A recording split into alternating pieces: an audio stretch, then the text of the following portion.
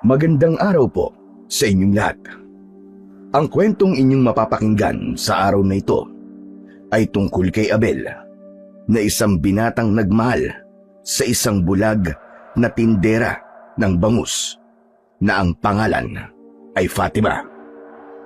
Ngunit sa likod ng kagandahan at kabutihang taglay ni Fatima ay may isang lihim itong tinatago. Sa pagtalikod ni Abel sa kanyang ama, dahil sa pagtutol nito sa pag-iibigan nila ni Fatima, ay nagtungo sila sa isang malayong baryo. Ngunit matatanggap kaya ni Abel ang lihim ng kanyang babaeng minamahal? Ano ang kaya niyang gawin upang protektahan si Fatima mula sa mga taong nais itong paslangin? Ngunit bago po ang lahat, mga idol, huwag po nating kalimutang mag-subscribe at i-hit ang notification bell sa aking YouTube channel na The Voice Addict at Apong Isaak para sa mas marami pang makapigil hiningang kwentong aswang at katatakutan mula sa mundo ng kababalaghan.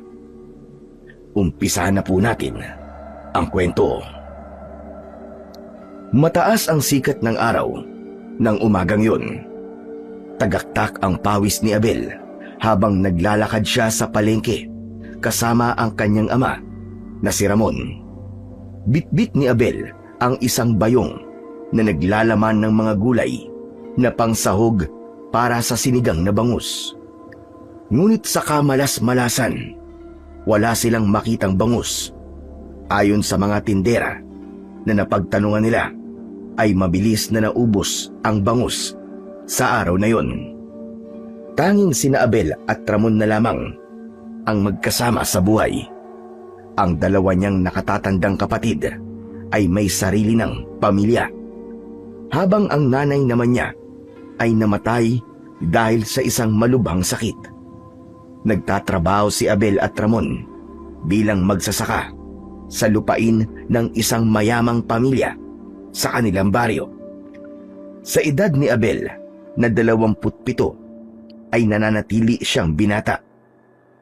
Hindi sa dahil walang nagkakagusto sa kanya, kundi dahil wala pa sa isip niya ang mag-asawa. Ang plano ni Abel ay makapunta sa syudad at makahanap ng maayos na trabaho. Nais niya na kahit papano ay maiahon niya sa kahirapan ang buhay nila upang makatikim man lang sila ng maginhawang buhay ng kanyang ama. Tay, paano ba to? Umuwi na lang kaya tayo? Halos lahat ng tindera ng isda dito sa palengke na pagtanungan na natin. Pero wala na talaga silang bangus na tinitindi. Naubos na raw. Dapat kasi nagahan natin. Mura kasi ang presyo ng bangus ngayon, kaya madaling maubos. Anong mangyayari sa mga gulay na pansigang na binili natin? Kung bukas pa yung lulutuin, malalanta ang mga yan.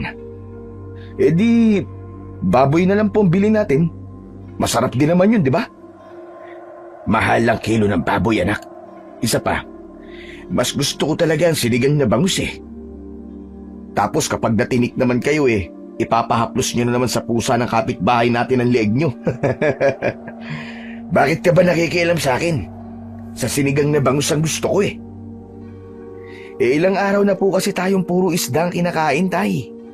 Kahapon, daing na bangus. Yung isang araw naman, pritong galunggong. Hindi kaya tubuan na po tayo ng kaliskis? Magpasalamat ka na lang at may kinakain pa tayo. Yung iba nga dyan nagdidildil na ng asin sa sobrang hirap ng buhay Kaya ikaw, Abel, tandaan mo, maging matalino ka sa pagpili na mapapangasawa mo, ha? Kahit lalaki ka pumili ka ng babaeng mayaman na baliw sa'yo. Gamitin mo yung gandang lalaki mo para makaangat tayo sa hirap. Tay, tanong lang, kailan pa po ba kayo naging bugaw? Seryoso ko, anak. Kung taga rito lang din sa baryo natin ang aasawahin mo, wag na lang. Tay, wala pa po akong balak na mag-asawa. Saka kung mag-aasawa man po ako doon na ako, sa mahal ako at mahal ko. Nako, alam mo anak, baguhin mo yung paraan ng pag-iisip mo. Hindi ka mapapakain ng pag-ibig. Tignan mo ang nangyari sa amin ng nanay mo. Nag-asawa kami na parehas kaming mahirap. Hanggang ngayon ay mahirap pa rin tayo. Sumalangit nawa ang kaluluwa ng nanay mo. Kahit na tay, gusto ko pa rin yung mapapangasawa ko mahal ko. At hindi dahil sa mayaman siya. Aanin ko ang maraming pera kung di naman ako masaya kasama siya, di ba? Ano ka ba? Gamitin mo ang utak mo. Maging praktikal ka. Huwag mong pairalin ang puso mo. Kapag kumakalaman tiyan mo at ng mga anak mo ay maiisip mo na tama ang sinabi ko sa'yo. Tumahimik na lang si Abel sa sinabi ng kanyang ama dahil alam niyang hindi siya mananalo dito. May pride kasi ang tatay niya at kapag may opinyon ito ay hindi ito tumatanggap ng opinyon ng iba. Para rito ay ito ang palaging tama. Nagpatuloy ang mag-ama sa paghahanap ng bangus sa palengke hanggang sa ang tatay na niya ang mismong sumuko at nag-aya ng umuwi nang wala silang nakita. Sa paglalakad nila ay panay pa rin ang himutok ni Ramon. Anak ng bangus naman, oo. Ano na bang nangyari sa mga bangus ngayon? Ang aga namang naubos. Kung kailan gusto kong kumain ng sinigang na bangus saka naman walang mahanap. Tay, bawi ka na lang next life. Saka kung makapaghanap ka naman ng bangus para ka naman naglilihi. Buntis ka ba, tay? Tumigil ka. Hindi ako natutuwa sa mga biro mo, Abel, ha? Huwag mo akong kausapin at mainit ang ulo ko. Grabe ka naman, tay. Bangus lang uminit na kagad ang ulo mo. Natatawang napailing si Abel at sa paglingon niya sa kabilang bahagi ng kalsada ay isang babae na nakaupo sa ilalim ng puno ang nakita niya. May kahoy na upuan sa harap nito kung saan isang bilao ang nakapatong. Sa bilao ay may nakalagay na bangus. Natigilan si Abel, ngunit hindi dahil sa bangus, kundi dahil sa babaeng nagtitinda nun. Napakaganda ng babae. Mahaba ang tuwid nitong buhok, morena at napakaamo ng muka. Kumbaga, ay materyales puwertes. Wala itong kahit na anong kolorete sa muka at simpleng t-shirt at mahabang palda ang suot nito. Ngunit para kay Abel, hindi na kailangan ng dalaga ng kolorete at mamahaling damit upang lumitaw ang kagandahan nito. Napapitlag si Abel nang malakas siyang tapikin sa braso ni Mang Ramon. Hoy! Hoy, Abel! Kanina pa ako nagsasalita rito at ang layo na ng nalalakad ko. Yun pala wala na akong kasabay sa paglalakad. Ano bang tinitigdan-tigdan mo dyan, ha? Sinundan ni Mang Ramon ang direksyon ng mga mata ni Abel kung saan ito nakatingin. Teka nga lang, Abel. Huwag mong sabihin na may gusto ka sa babaeng yon. Grabe naman tayo, gusto agad. Hindi mo ba nakikita yung tinda niya? May tinda po siyang bangus, oh. Aba, oo nga no. Kapag siniswerte ka nga naman. Tara, itanong natin kung magkano ang bangus sa kanya. Magkasabay na lumapit ang mag-ama na sina Abel at Ramon sa dalagang nagtitinda ng bangus. Habang papalapit sila roon, ay naramdaman ni Abel ang paglakas ng tibok ng kanyang puso. Sa dami ng babaeng nakita niya na masasabi niyang maganda, ay noon lang siya nakaramdam ng ganon. Para siyang kakapusin ng hininga at nanlalamig ang mga palad niya na may kasama pang panginginig. Ineng, magkano ang kilo ng bangus? 150 po. Pinapaubos ko na lang po kasi ito Aba, ang mura naman. Baka naman bilasan ang mga yan, ha? Baka katihin ang lalamunan ko sa mga yan. Tay, ang dami niyo naman po sinasabi. Kanina hanap kayo ng hanap ng bangus. Ngayon nandito na Ano? Bibili ka ba o hindi? Hindi po ako nagbebenta ng bilasang bangus. Sinisigurado ko po na kahit mura po ang mga ito, ay ligtas pa rin po itong kainin. Sige. Bigyan mo ako ng 2 kilo. Tutali, mura lang naman ang bangus mo. Kinapa ng babae ang lalagyan ng plastik na malapit sa timbangan na nasa kaliwa nito.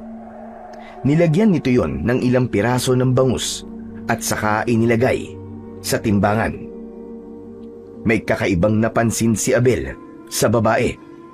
Diretso itong nakatingin at walang emosyon ang mga mata nito. Abel, pansin mo ba?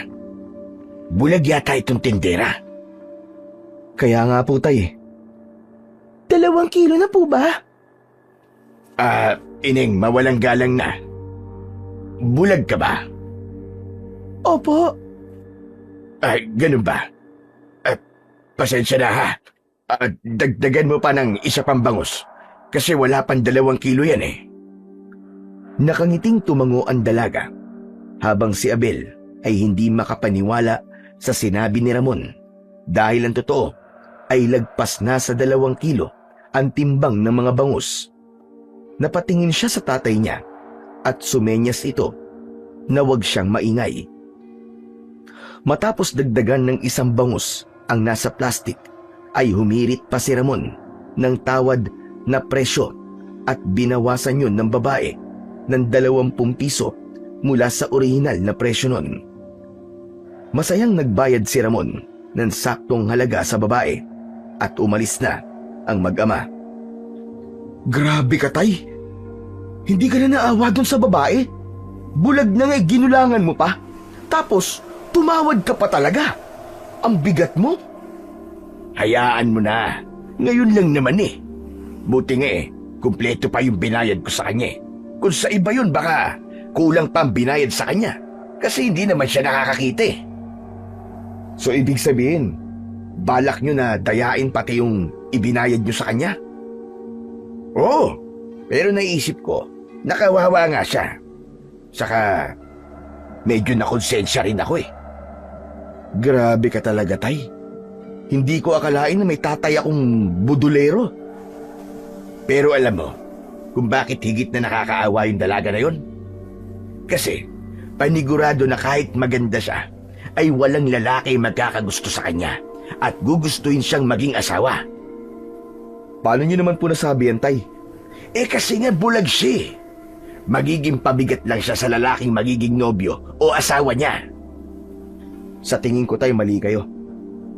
Mukhang hindi siya magiging pabigat kasi nakita niyo naman na kahit bulag yung tao, ay nagagawa pa rin niyang gumawa ng paraan para kumita ng pera. Naghahanap buhay siya. Hindi siya nasa bahay lang. Kaya hindi malabo na may lalaking magkakagusto sa kanya, tay. Basta. Kung ako ang tatanungin, hindi ako mag-aasawa ng babaeng may kapansanan. Tumahimik na lang si Abel at hindi na siya nakipagtalo pa kahit malaki ang pagtutol niya sa mga tinuruan ng kanyang ama tungkol sa bulag na tindera ng bangus.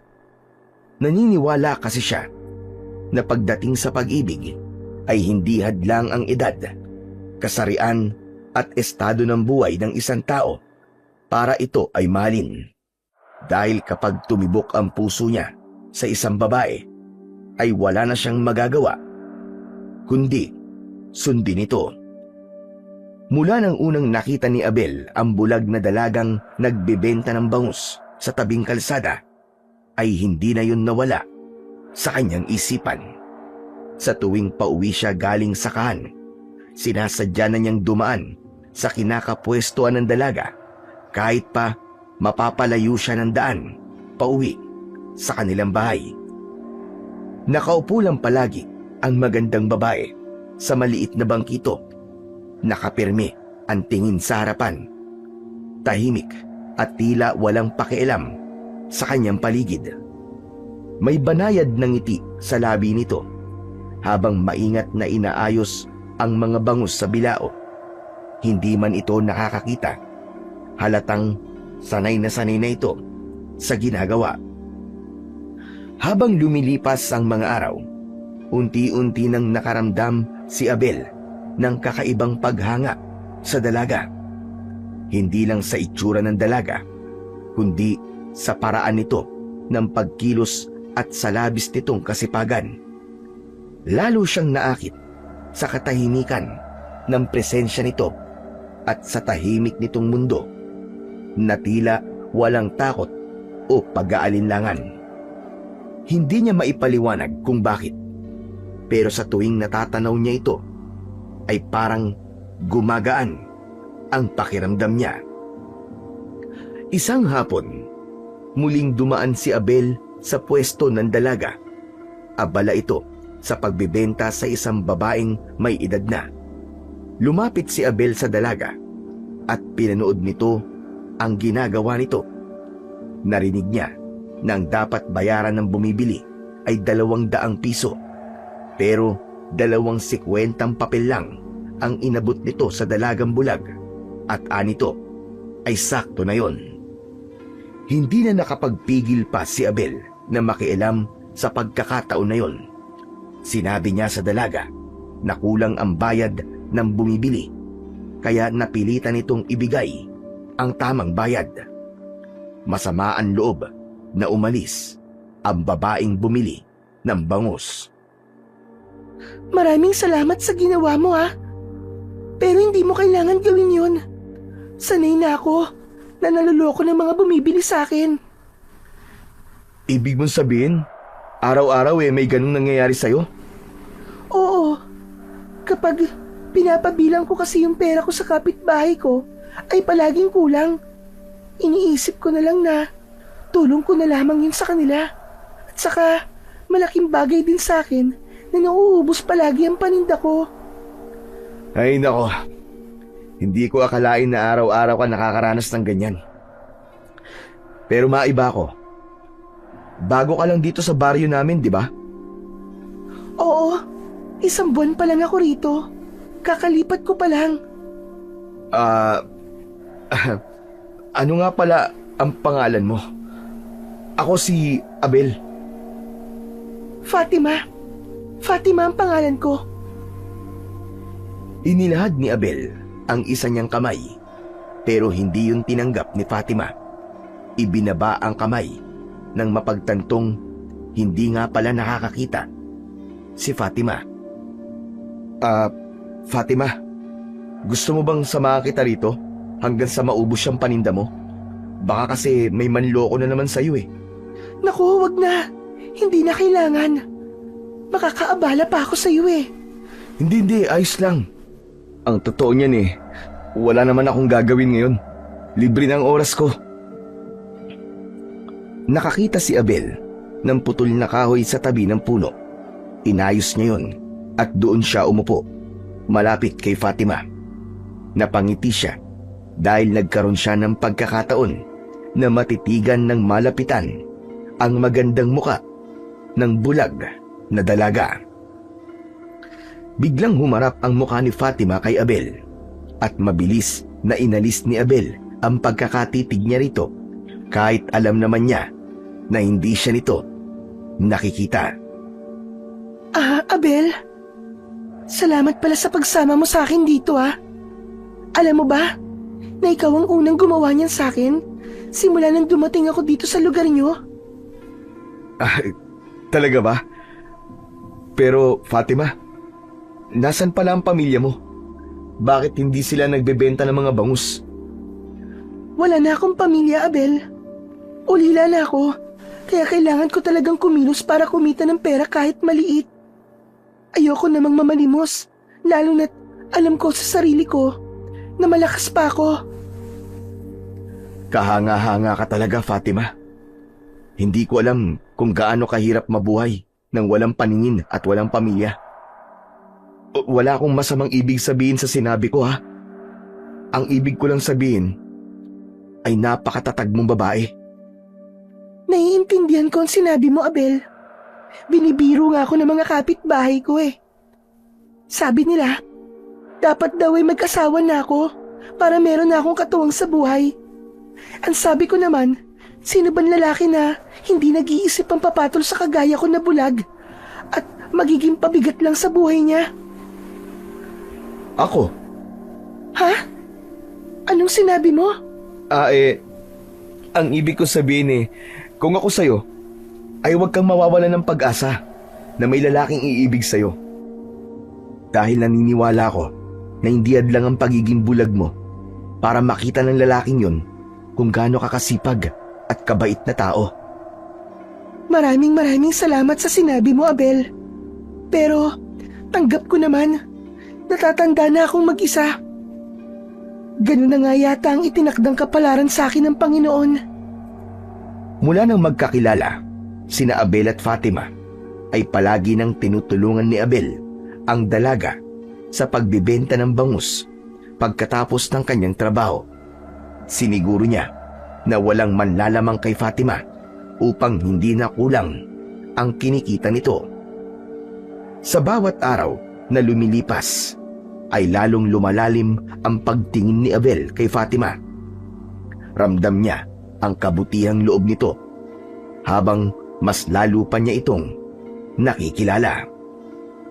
Dumating ang araw na hindi na kayang itago pa ni Abel ang kanyang nararamdaman kay Fatima. Isang hapon ay naglakas loob si Abel na ipagtapat na ang tunay niyang damdamin para kay Fatima at sinabi niya na nais niya itong ligawan. Ngunit mariing tinanggihan yun ni Fatima. Ayon sa dalaga ay hindi ito karapat-dapat sa isang tulad ni Abel dahil may kapansanan ito. Pero hindi natinag si Abel. Araw-araw ay ipinakita niyang tapat ang kanyang hangarin at wala siyang pakialam sa sasabihin ng iba.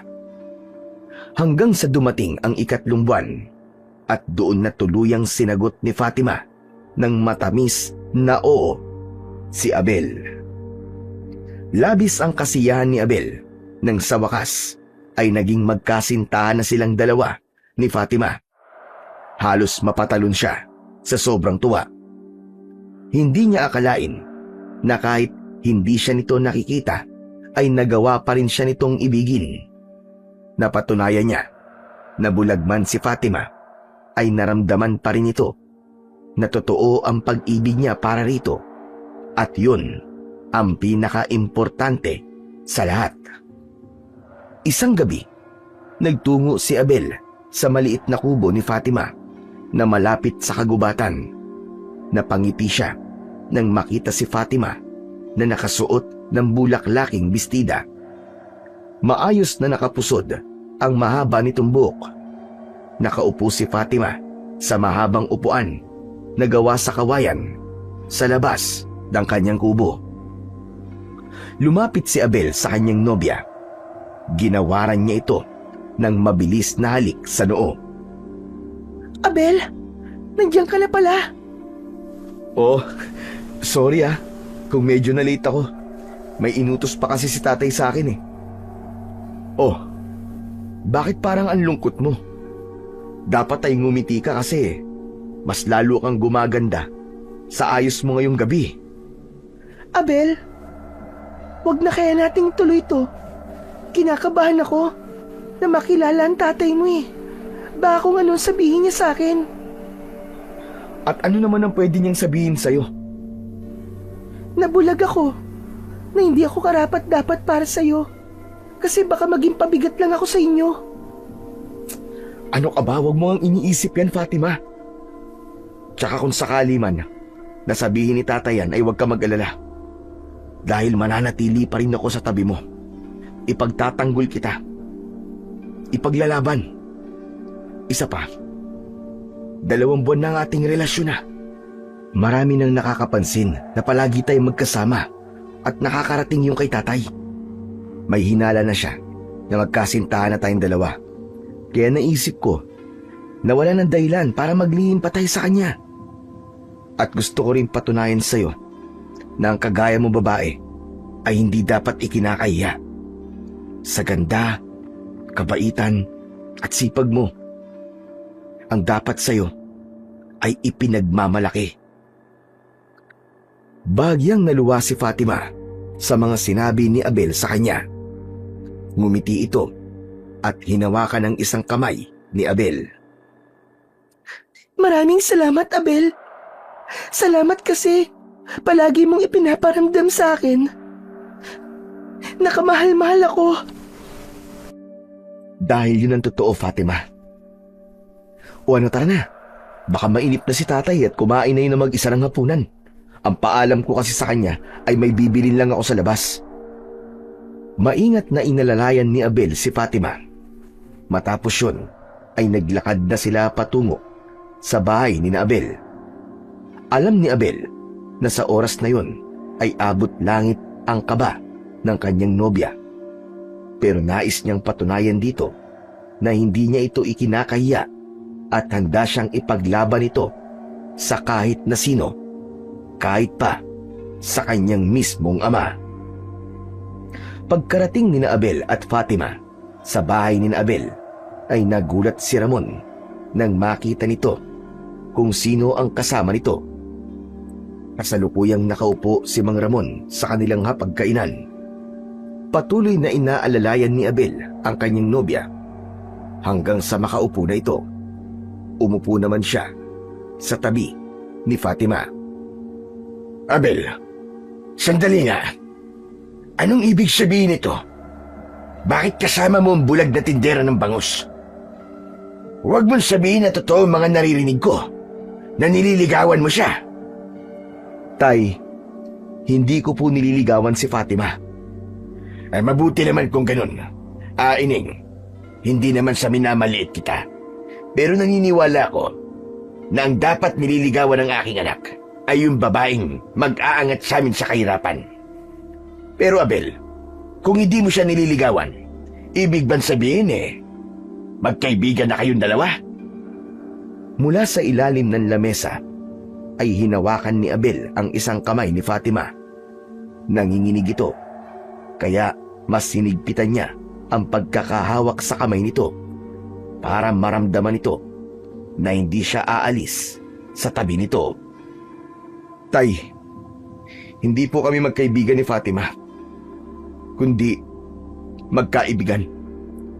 Nobya ko na po si Fatima, tay. Biglang napatayo si Mang Ramon, sabay hampas ng kamay sa ibabaw ng lamesa. Napapitlag si Fatima, ngunit si Abel ay mas pinili na maging matatag. Hindi niya ipinakita sa kanyang ama na naaapektuhan siya sa paunang reaksyon nito.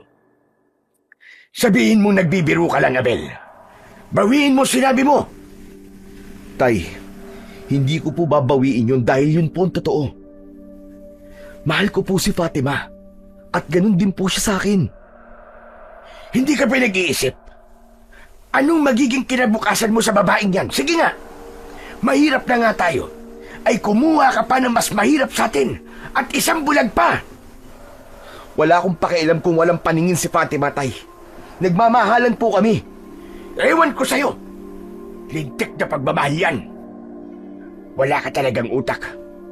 Magpunta ka sa Maynila at paniguradong pagkakaguluhan ka ng mayayamang babae roon dahil sa gwapo ka. Hayaan mo na lang ba na bumagsak ka sa isang babaeng bulag? Abel, kung ako sa'yo, makinig ka na lang sa tatay mo. Naiintindihan ko ang mga sinabi niya. Gusto lang niyang magkaroon ka ng magandang kinabukasan. Hindi, Fatima. Kailangan maintindihan ni tatay na nagmamahalan tayong dalawa at hindi mahalaga sa akin kung ano ang kaya mong ibigay sa akin. Makinig ka kay Fatima, Abel. Tama ang sinasabi niya sa'yo. Nasabi lang niya yun, tay, dahil sa mga sinabi niyo. Pero ipaglalaban ko si Fatima. At kahit tutul kayo sa pagmamahalan namin, ay wala akong pakialam. Nandito po kami, hindi para hingi ng pagpayag niyo, kundi dahil naniniwala ko na kailangan niyong malaman kung ano talaga ang namamagitan sa amin dalawa ni Fatima. Nababaliw ka na ba, Abel? Lumuwag na ba mga tornilyo mo sa iyong utak? Ikaw naman, Fatima, umamin ka nga. Kinulam o ginayuma mo ba ang anak ko? Anong pinakain mo sa kanya, ha? Sabihin mo! Tama na po, tay. Masyado niyo na pong iniinsulto si Fatima. Naisip ni Abel na baka kung ano pa ang sabihin ni Mang Ramon kay Fatima, kaya inaya niya na ang kanyang nobya na umalis sa kanilang bahay. Inihatid niya na si Fatima sa bahay nito, pero hindi muna siya umalis. Naupo sila sa labas ng kubo nito. Hinayaan muna ni Abel na ilabas ni Fatima ang emosyon nito sa pamamagitan ng pag-iyak. Abel, siguro'y dapat kang makinig sa tatay mo. Maghiwalay na lang tayo, Abel. Marami ka pang babaeng makikilala. Yung normal at hindi magiging pabigat sa'yo. Hindi ka pabigat sa akin, Fatima. Dahil ang totoo ay gumaan ng buhay ko simula nang makilala kita. Huwag kang makinig sa mga sinabi ng tatay ko. Wala naman siya magagawa dahil ako pa rin na masusunod sa buhay ko.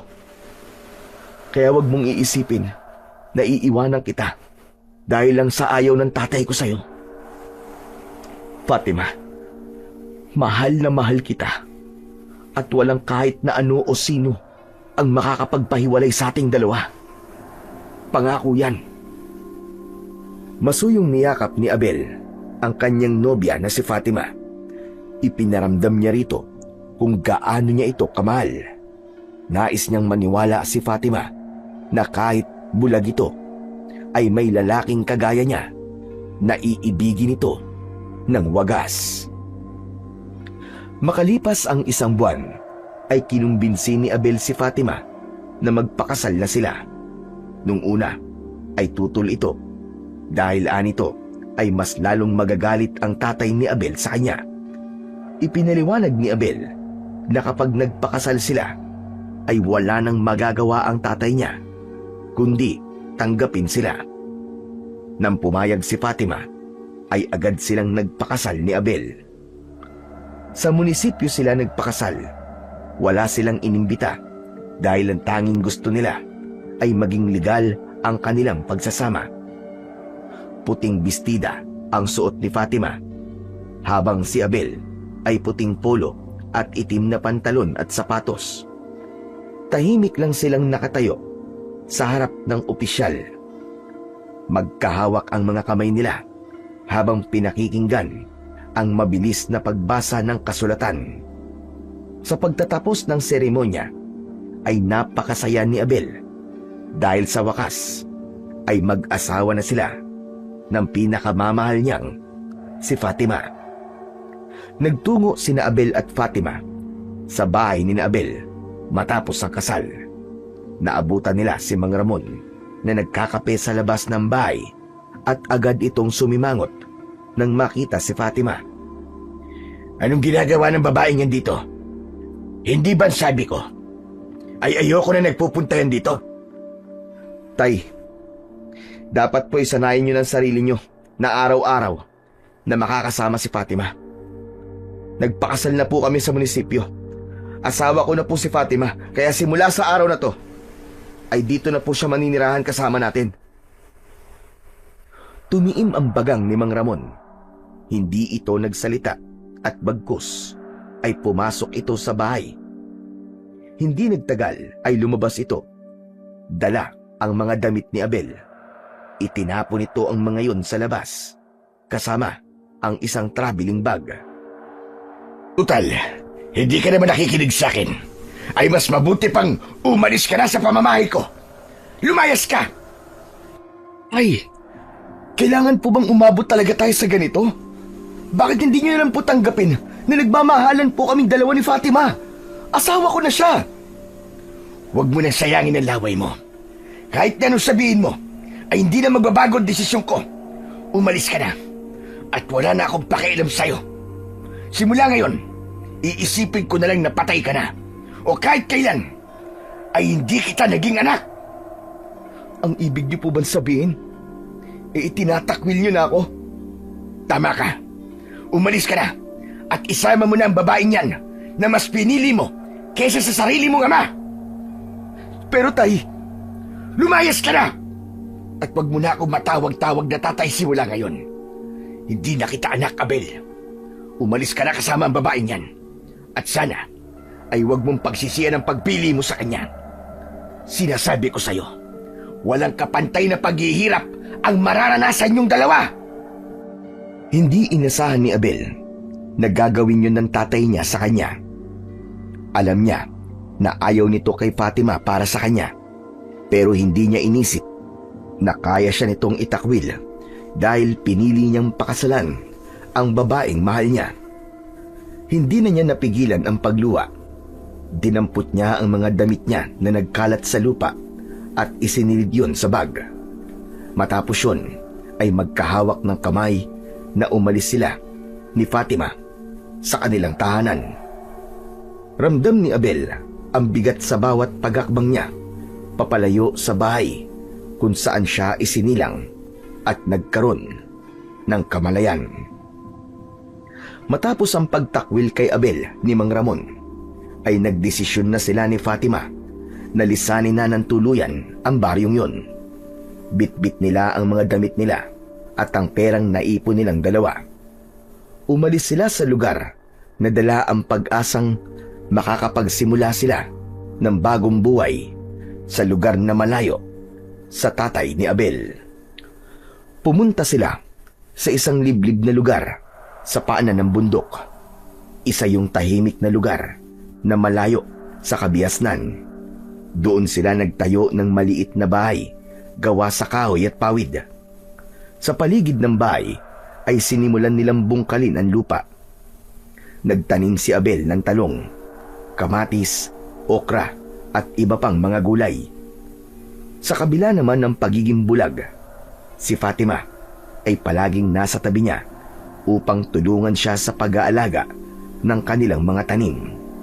Hanggang sa pagbebenta ng mga gulay ay tumutulong si Fatima kay Abel. Hinayaan lang ni Abel si Fatima na kumilos dahil alam niya na mas gusto ng kanyang asawa na kumikilos ito. Hindi rin kinilimutan ni Fatima ang pagiging tindera ng bangus. Naghahango sila ng murang bangus sa palengke at inilalako yun ni Fatima, at kapag walang ginagawa si Abel ay tumutulong din siya kay Fatima. Sa simpleng pamumuhay na yon ay naramdaman ni Abel ang payapang mundo na matagal niya nang hinahanap. Isang buhay na tahimik, may kabuluhan at kasama ang babaeng kanyang minamahal. Isang gabi, habang naghahapunan, ay napansin ni Abel ang pananahimik ni Fatima. Tila wala itong ganang kumain. Bakit parang wala kang ganang kumain, Fatima? Ayaw mo ba ng niluto kong ulam? Hindi, Abel. Naisip ko lang kung tama ba tong ginawa mo, na mas pinili mo ko kaysa sa tatay mo. Nang dahil sa akin, ay itinakwil ka niya. Pakiramdam ko tuloy, ako ang sumira sa relasyon nyo bilang mag-ama. Ano ka ba, Fatima? Wala kang kasalanan sa nangyari sa amin ng tatay ko. Desisyon kong pakasalan ka at sumama sa'yo. At wala akong pinagsisisihan sa desisyon kong yun. Kasi napakasaya ko na sa wakas ay nasa iisang bubong na tayo bilang mag-asawa. Kaya simula ngayon, Fatima, wala na tayong ililihim sa isa't isa. Kapag may gumugulo sa isip mo, sabihin mo agad sa akin, mag-asawa na tayo. Kaya kung ano ang problema mo, ay problema ko na rin. Napansin ni Abel ang pananahimik ni Fatima at napayuko ito. May kakaibang naramdaman si Abel sa ikinilos na yon ng kanyang asawa. Teka. Huwag mong sabihin sa akin, Fatima, na meron ka pang hindi sinasabi sa akin. Wala, Abel. Wala akong inililihim sa'yo. Umangat ang mukha ni Fatima at ngumiti kay Abel. Gumanti naman si Abel ng matamis na ngiti rito at sa kanila ipinagpatuloy ang kanilang pagkain. Matapos ang hapunan, ay tumambay muna si Abel at Fatima sa labas ng kanilang kubo. Umupo sila sa upuang yari sa kawayan na ginawa ni Abel. Habang nakatingin si Abel Sa bilog na buwan ay pinag-usapan ng dalawa ang kanilang plano sa hinaharap. Pinag-usapan nila kung ilang anak ang gusto nila at ano ang ipapangalan nila sa mga ito. Nang makaramdam na sila ng antok, ay pumasok na sila sa kanilang kubo at nahiga. Naunang makatulog si Abel dahil sa pagod niya sa maghapon na pagtatanim. Hindi alam ni Abel kung gaano na siya katagal na nakatulog nang bigla siyang naalimpungatan. Pagbaling niya sa kaliwa ay kinapa niya si Fatima at nagtaka siya dahil wala sa tabi niya ang kanyang asawa. Fatima? Fatima? Nasaan ka? Walang sumagot kay Abel, kaya tumayo siya at sinindihan ang lampara. Sa pagbaha ng malamlam na liwanag, ay nalaman niyang wala sa loob ng kanilang bahay ang asawa niya. Lumabas siya na dala ang lampara. Umikot siya sa paligid ng kanilang bahay at nagpunta sa taniman. Pero hindi niya natagpuan doon si Fatima. Fatima? Fatima, nasan ka? Fatima? Mas tumindi ang kaba ni Abel nang wala siyang narinig na tugon mula sa kanyang asawa. Ganun pa man, ay pinilit niyang alisin ang anumang hindi magagandang bagay na tumatakbo sa kanyang isipan. Siguro naglalakad-lakad lang siya para magpahangin. Babalik din siya. Sigurado ko. Naupo muna si Abel sa labas ng kubo habang nasa tabi niya ang lampara. Naisip niya na baka kapag umalis siya ay bigla namang dumating si Fatima.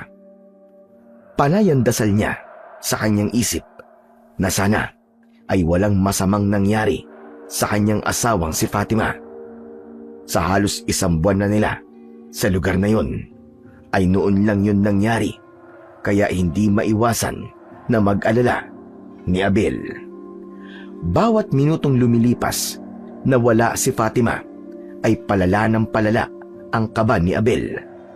Hanggang sa umabot ng 3:00 ng madaling araw ay wala pa rin ang kanyang asawa. Diyos ko, ano na kayang nangyari sa asawa ko? Teka, siguro mas makabubuti kung hanapin ko na siya. Saktong pagtayo ni Abel ay siya namang pagdating ni Fatima. Nagliwanag ang mukha ni Abel at masaya niyang sinalubong ng mahigpit na yakap ang kanyang asawa. Fatima? Diyos ko, salamat sa Diyos at ligtas ka. Akala ko kung ano na nangyari sa'yo eh. Saan ka ba galing? Naalimpungatan ako, tapos wala ka na sa tabi ko. Pasensya ka na, Abel. Hindi kasi ako makatulog kaya naglakad-lakad lang ako. Tapos, naligaw ako kaya natagalan ako bago makabalik. Akala ko kasi memoryado ko na ang lugar na to. Pero hindi pa pala. O ano, ayos ka lang ba? Wala bang masamang nangyari sa'yo? Kapag gusto mo maglakad, lalo na sa gabi, sabihan mo lang ako. Nakangiting umiling si Fatima. O sige, pumasok na tayo. Masyado na malamig dito eh. Inalalayan ni Abel si Fatima hanggang sa muli itong nakahiga. Tumalikod si Fatima sa kanya. Niyakap naman ito ni Abel mula sa likod at sa kanya ipinikit ang mga mata upang muling matulog. Nawala na ang pag-aalala niya dahil sigurado na siyang ligtas ang kanyang asawa. Kinabukasan ng umaga, matapos mag-almusal, ay inihanda na ni Abel ang mga gulay na kanilang ilalako. Isinunod na niya ang mga bangus ni Fatima at saka sila umalis para magtinda. Kahit matindi ang sikat ng araw, ay walang nagreklamo sa kanilang dalawa. Alam nila na kailangan nila yung gawin upang mabuhay sila at makapag-ipon para sa plano nilang pagbili ng sarili nilang lupa. Sa kanilang paglalakad ay nakita ni Abel ang mga taong nagkukumpulan sa harapan ng isang tindahan. Nagkaroon siya ng interes sa kung anong pinag-uusapan ng mga yon, kaya lumapit sila sa mga nagkukumpulan. Baka po may gusto sa inyong bumili ng gulay at bangus. Isang matandang lalaki ang lumapit sa kanila. Ako, pagbilhan mo ako ng pechay. Magkano yan? 10 piso lang po isang tali. Ilan po bang bibili nyo? Bigyan mo ako ng 3 tali. Inilagay ni Abel sa plastik ang 3 tali ng pechay. Pagkabayad ng matandang lalaki, ay napatingin ito kay Fatima. Hindi ba kayo yung bagong lipat? Malapit sa paanan ng bundok. Opo, kami nga po. Magdadalawang buwan na rin po kami rito. Mag-asawa ba kayo? Opo. May anak ba kayo o buntis ba ang asawa mo? Wala po kaming anak at hindi po buntis ang asawa ko. Bakit niyo po pala naitanong? Paano? May inaswang na buntis kagabi. Patay yung buntis at nawawala yung sanggol sa tiyan ng babae. Wakwak ang tiyan. Mag-isa siya sa bahay at mukhang alam ng aswang na wala siyang kasama. Mag-iingat kayo, lalo na yung asawa mo. Kapag nabuntis yan, paniguradong magiging mainit yan sa mga mata ng aswang. Biglang kinilabutan si Abel sa sinabi na yon ng matandang lalaki. Inisip na lang niya ang itsura ng buntis na sinabi nito, ay hindi niya na napigilan ang matakot, lalo na para sa asawa niyang si Fatima. Tatang, matagal na po bang may aswang sa lugar na to? Abay, ngayon lang. Tahimik ang lugar na to. Kaya nga kami nagtataka kung bakit biglang may nabiktima ng aswang eh. Pero sana ay napadaan lang ang aswang na yon sa lugar natin at wala nang sumunod na magiging biktima. Magsasalita pa sana si Abel nang hawakan siya ni Fatima sa braso. Napatingin siya sa kanyang asawa. Abel, tara na para mapaubos na natin itong mga paninda natin. Sige, para makapagpahinga na kagad tayo. Maraming salamat po pala, tatang ha. Sige, mauna na po kami. Walang anuman. Huwag niyong kalimutan yung mga sinabi ko. Mag-iingat kayo. Mahirap kapag sinalakay kayo ng aswang kasi wala kayong kapitbahay. Muling nagpasalamat si Abel sa matandang lalaki bago sila nagpatuloy sa pagtitinda.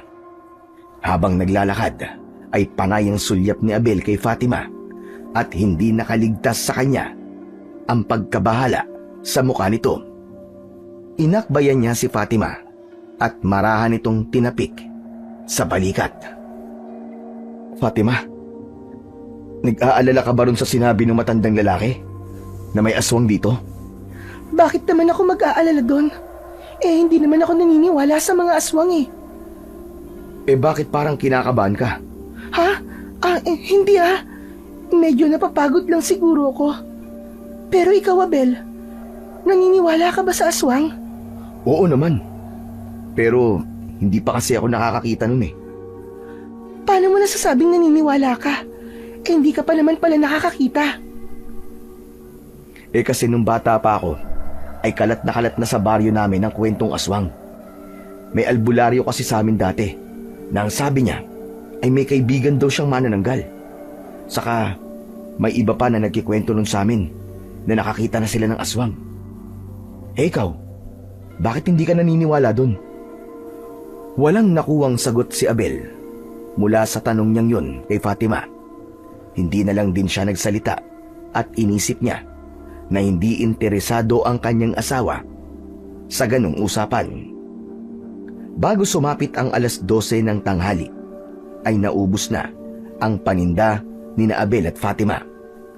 Masaya silang naglakad pauwi dahil mabilis nilang napaubos ang mga gulay at bangus. Ibig sabihin kasi nun ay buong maghapon na silang makakapagpahinga.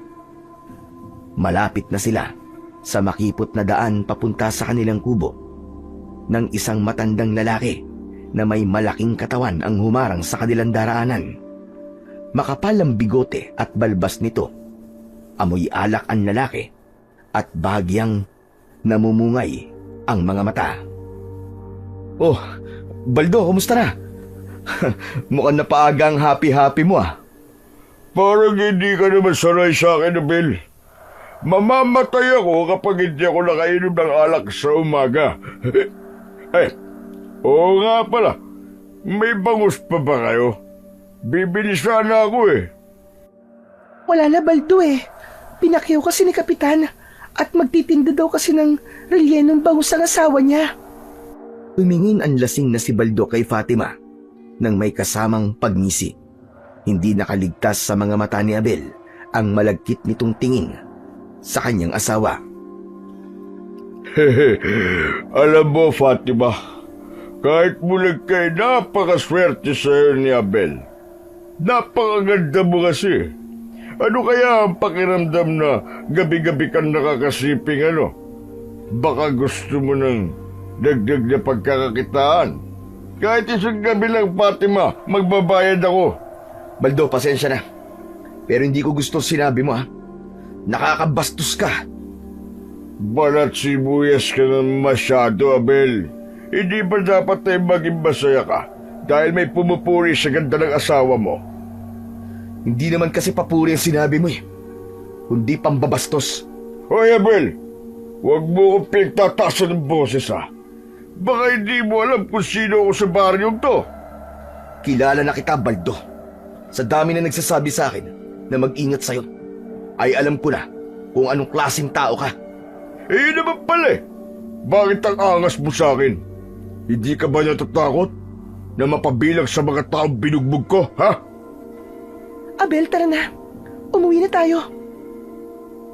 Maangas na tinignan ni Baldo si Abel, pero hindi siya nagpatinag. Nilabanan niya ang tingin nito. Nang hawakan ni Fatima ang braso ni Abel, ay tumalikod na sila at naglakad pa uwi sa kanilang kubo. Habang papalayo, ay narinig pa nila ang nakakalokong pagsigaw ni Baldo. Matitikman din kita, Fatima! Sigurado ako na sa sobrang galing kong magpaligaya sa kama, ay makakakita ka sa sobrang sarap! Abel, wag mo na lang siyang pansinin, oh. Ang bastos talaga ng taong yun. Masyadong pasmadong bunganga. Ang mga taong kagaya niya ay mas nakakatakot pa kaysa sa aswang. Makalipas ang ilang sandali, ay nakarating na sina Abel sa kanilang bahay. Inalis muna ni Abel sa isip niya ang nangyari kanina at pinagtuunan muna niya ng pansin ang pagluluto ng pagkain nila para sa pananghalian. Pagsapit ng gabi, matapos ang hapunan, ay nagtungo muna sina Abel sa likod ng kanilang bahay kung saan may malinis na sapa. Doon sila kumukuha ng inumin na tubig at maging ang panligo nila. Nakasanayan na ni Abel ang maligo sa tabi ng sapa bago matulog. Iniwanan niya sa loob ng bahay ang kanyang asawang si Fatima na abala naman sa paglalatag ng kanilang tutulugan. Habang nagsasabon ng katawan si Abel, ay naulinagan niya na tila may kausap si Fatima. Kasunod nun ay narinig niya ang pagsigaw ng kanyang asawa. Abel! Abel, tulungan mo ako! Abel! Mabilis na nagsuot ng shorts si Abel at tumakbo. Pagpasok niya sa kanilang kubo ay nagimbal siya nang makita na naroon si Baldo. Nasa likod dito ni Fatima habang ang hawak nitong itak ay nakatutok sa leeg ng kanyang asawa. Walang tigil ang pag-agos ng luha ni Fatima sa magkabila nitong pisngi. Baldo, hayop ka! Pakawalan mo ang asawa ko! Parang awa mo na! Huwag mo siya sasaktan! Hindi ko sasaktan ang asawa mo. At totoo nga yan eh. Papasayay ko pa siya. Abel! Tulungan mo ako! Huwag ka mag-alala, Fatima.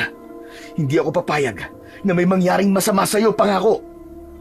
Tumabi ka, Abel. Umalis ka dyan. Umalis ka sa pinto! Alis!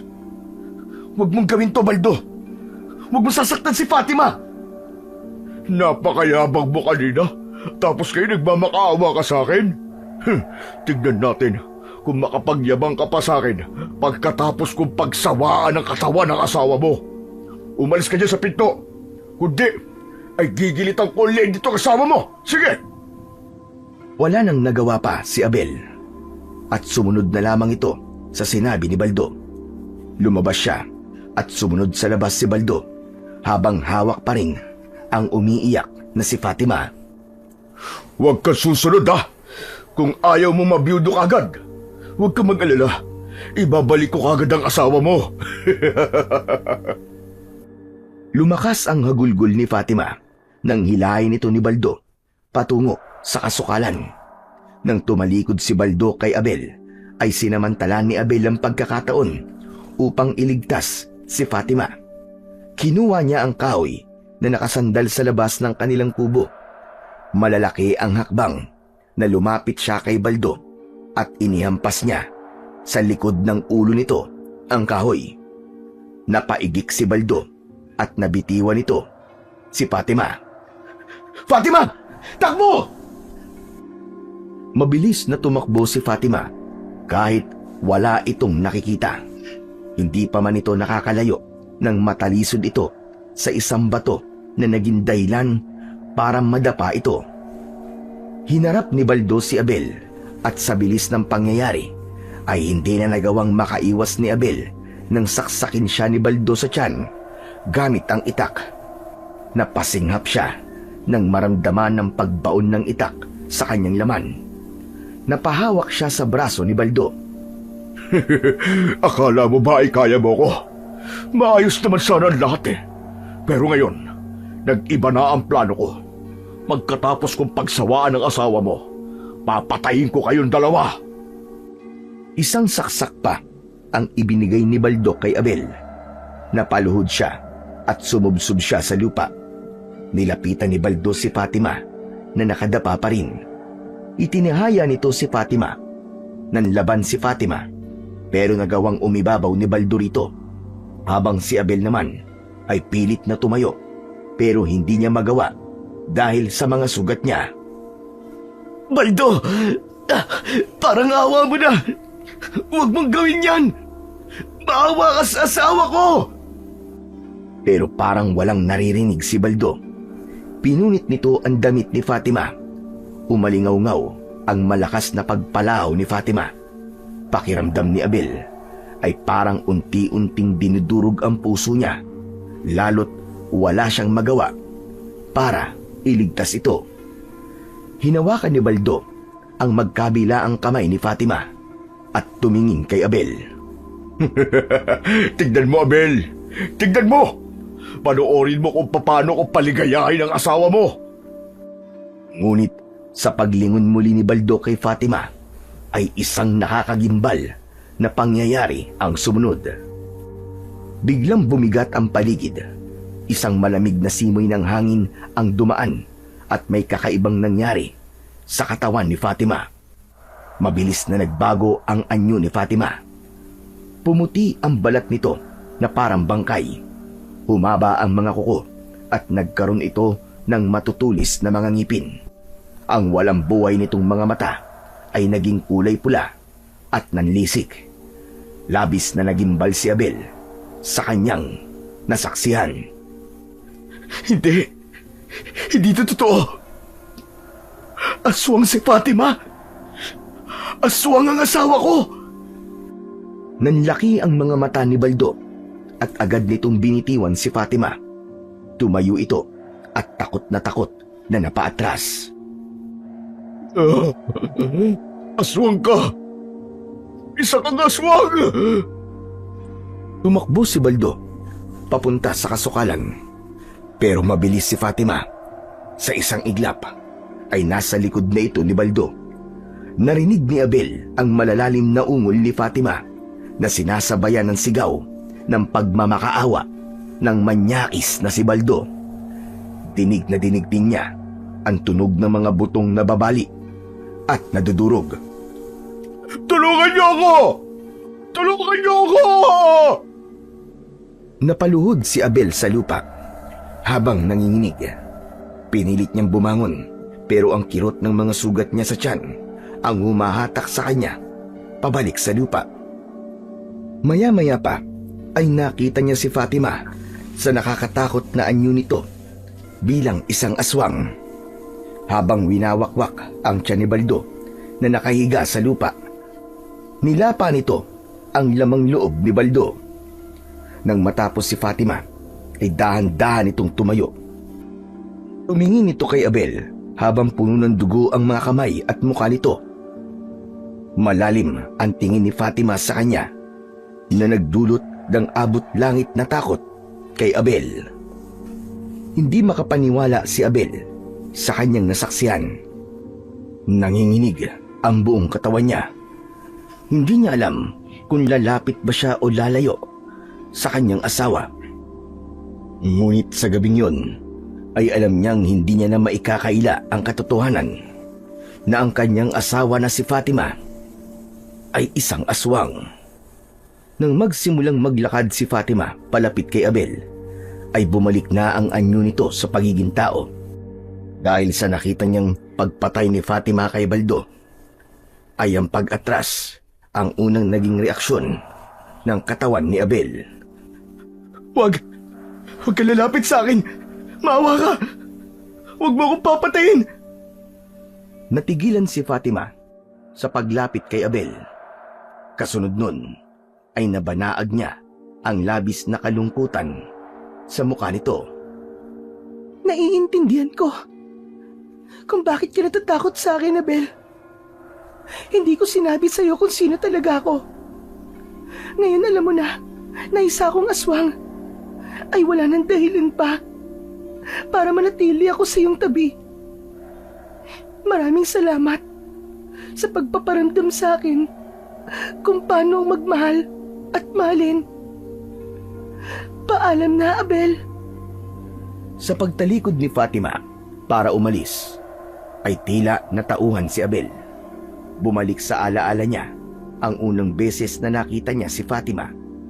Naalala niya ang masasayang sandali na kanilang pinagsaluhan at ang araw ng kanilang pag-iisang dibdib. Dahil doon, pinilit ni Abel na tumayo. Sinundan niya si Fatima at hinawakan niya ito sa braso. Marahang humarap si Fatima habang umiiyak. Patawarin mo ako kung natakot ako sa iyo, Fatima. Nabigla lang ako sa nalaman ko. Hindi ko akalain na isa kang aswang. Gaya ng sinabi ko kanina, ay naiintindihan kita. At naiintindihan ko rin kung hindi mo na ako kayang makasama, Abel. Hindi, Fatima. Wala akong sinabi na ayaw na kitang makasama. Pero Abel, hindi kita maintindihan. Masuyong hinawakan ni Abel ang magkabilaang balikat ni Fatima. Tinignan niya ito ng diretso sa mga mata nito, kahit alam niyang hindi siya nito nakikita. Wala akong pakialam, Fatima. Wala akong pakialam kahit aswang ka o kahit anong nilalang ka pa. Masyadong malaki at totoo ang pagmamahal ko sa iyo para talikuran kita matapos kong malaman na isa kang aswang. Mahal na mahal kita, Fatima. At gusto pa rin kitang makasama hanggang sa pagtanda at hanggang kamatayan. Pero Abel, magiging magulo ang buhay mo dahil isa akong aswang. Magtutulungan tayo, Fatima. Hindi natin hahayaan na malaman ito ng ibang tao. Nagawa na nating mabuhay ng normal. Hindi ka naman binalak na gawa ng masama ni Baldo. Ay walang ibang makakaalam na isa kang aswang. Kaya natin to, Fatima. Walang problema ang hindi natin kakayanin hanggat magkasama tayong dalawa. Hindi agad nakapagsalita si Fatima. Ramdam ni Abel na hindi pa rin makapaniwala si Fatima sa naging desisyon niya. Sa gitna ng pananahimik ni Fatima, ay mahigpit niya itong niyakap. Paulit-ulit niyang sinabi kung gaano niya ito kamahal. Nang humupa na ang emosyon nilang dalawa, ay mabilis na kumilos si Abel. Gamit ang pala, ay naghukay siya sa isang lugar sa kakahuyan na medyo malayo sa kanilang kubo. Nang makapaghukay na siya ng malalim, ay hinila na niya ang walang buhay na katawan ni Baldo. Mabigat ang katawan ni Baldo, pero mas mabigat ang konsensyang nararamdaman niya dahil alam niyang kailangan niya na ngayong pagtakpan ang isang katotohanang maaaring ikapahamak ng babaeng mahal niya. Nang mailibing na niya ang katawan ni Baldo, ay hindi muna siya umalis doon. Mataman siyang nakatingin sa hukay na tinabunan niya ng lupa. Patawarin mo ako, Baldo. Patawarin mo kami ni Fatima. Pero siguro nga, ay hindi kami dapat makonsensya. Ipinagtanggol lang ni Fatima ang sarili niya. Kaya pinatay ka niya. Sa mga sumunod na araw, ay hindi ipinakita at ipinaramdam ni Abel kay Fatima na may nabago sa kanyang damdamin. Tila ba, hindi niya nalaman na isang aswang ang kanyang asawa. Mas naging maalaga at mapagmahal siya kay Fatima.